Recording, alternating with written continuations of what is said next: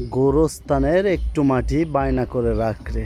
আসলেই অনেক সুন্দর একটা জায়গায় গাইস, আমি চলে আসলাম। এখানে একটা কবরস্থান বিশাল বড়। আমাদের এই কবরস্থানটা বিশাল বড়, আর মসজিদটা অনেক।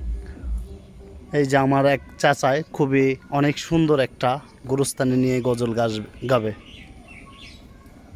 গোরস্থানে একটু মাটি বায়না করে রাখ রে, গোরস্থানে একটু মাটি বায়না করে রাখ। কাঁদিস না মন শিশুর মতো, এমনই তো হয়।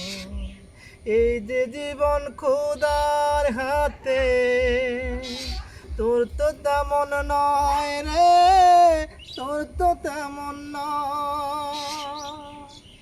কাঁদিস না মন শিশুর মতো, এমনই তো হয়।